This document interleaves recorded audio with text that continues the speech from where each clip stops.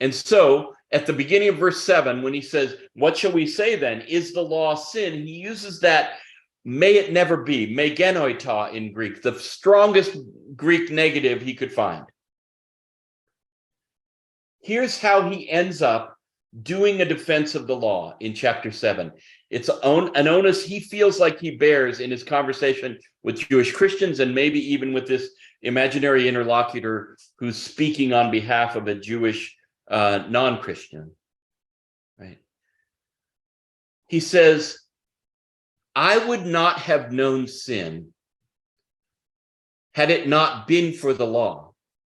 For I would not have known what coveting really was if the law had not said, you shall not covet. The verse I just read. But sin, seizing the opportunity afforded by the commandment, produced in me every kind of coveting. For apart from the law, sin lies dead. Sin was dead. Any of you have young kids, 2-year-olds or middle schoolers? Any of you watch Dairy Girls? Have you seen Dairy Girls? Raise your hand or put a yes in the chat if you've seen Dairy Girls. If you haven't, please, please, please make your way over to Netflix and watch Dairy Girls. In that, there is a scene from Dairy Girls in which Sister Michael, who is the schoolmaster in their school, these high schoolers from Derry, Ireland, North Ireland, Sister Michael adjures them. She says, you have to come to school tomorrow, even though the President of the United States is coming to town. All the time hoping that they will do the opposite, because she knows that when she says forcefully, don't do it, they do it. 2-year-olds do that. Middle schoolers do that. In this case, Catholic schoolgirls do that. We know the recoil that happens when we get something commanded. Paul is playing on that a bit, but in the passage that we've seen, he says sin is the culprit. Remember in chapter 6, sin was a power or a force or a personality, not just a deed or a violation, right? Sin in the book of Romans is a force of a power against the good that God would do.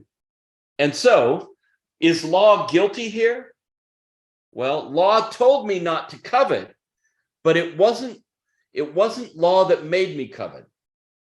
It was sin, in the second half of this verse, seizing the opportunity afforded by the commandment, and it produced in me every kind of coveting.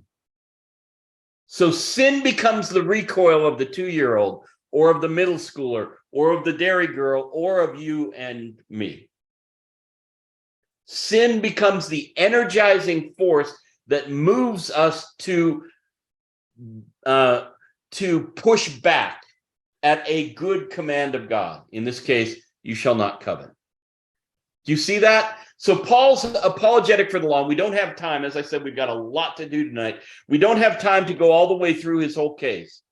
But Paul's apologetic for the law is law was given to us for a good reason, and sin took it over and co-opted it for its ill intent.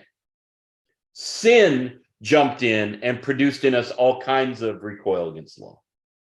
Do you see the difference between calling the law sin and calling sin sin, and realizing that the law has nothing that it's doing wrong except that? And here's the important thing. I'm going to take it off share because this is a crucial thing.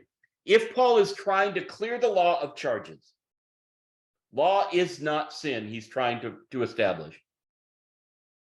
He has to point out that law is good, but not sufficient. He's going to leave it in the old epoch. It's going to leave it behind when we get to that. Therefore, there's now no condemnation for those who are in Christ Jesus. But here's how he does it. He says the law wasn't guilty, it was just weak. And what do I mean by that? The law doesn't come with the equipment to help us obey it. I'm going to say that again. For Paul, the weakness of the law, the reason he can leave it in the old epoch, is that as good as it is to tell somebody not to covet, as good as that is, and as salutary as it might be, the law didn't come with the power or the equipment added to our set of equipment that would get us to not covet.